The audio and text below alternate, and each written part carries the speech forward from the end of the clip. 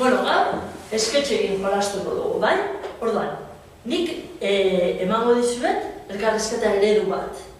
Kontua da, pentsa, hotel baten aurrean zaudetela, eta hor, pertsonaia famatu bat dator, eta zuek antxe zaudete atean urduri, bai?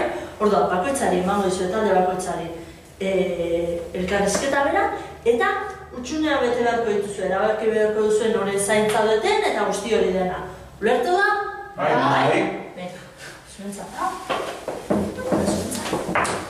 Bai, ulertu duzua, zer dena egitearekoa?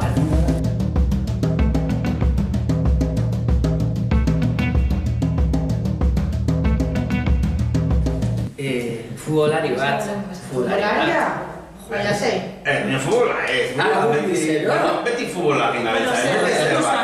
Pasat dugu. Ez dakizu ez duzu erabaki, pertsonaia famaz bat? Eta musikari bat?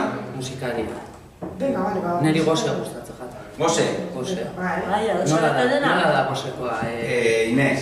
Venga, Inez, Inez Osinaga. Inez Osinaga. Oso ondo, eta orain erabaki behar duzuena da, nork esan dizuen hori.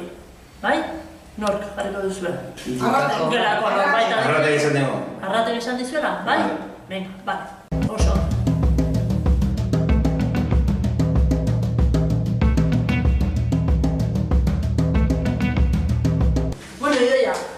Elkarrizketa egingo dugu, baina egingo dugu gaur oso triste jeki izan bagina bezala. Ados? Bai? Bale, orduan. Kaixo! Arratzalde hon. Zantzalde? Bai.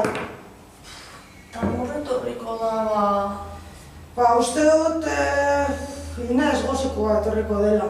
Eta nola dakizu... Arratek esan dit. Nor? Esan dizu? Arratek esan dit. Bueno, bai esan duzun hori etortzen den. Bai, bere sinadura nahi dut. Oso ondo. Orain, zu hemen geratuko zera, eta zu, bai,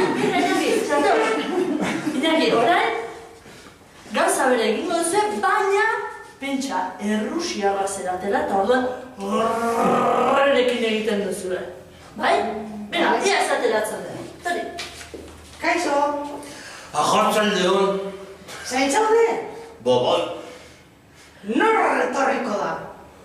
Uste dut Inez gozekoa etorriko dela. Eta nola dakizu? Arratek esan ditu. Nork esan dizu? Arratek esan ditu. Bale ea Inez gozekoa etortzen den. Bai, bere sinadura nahi du. Oso ondo.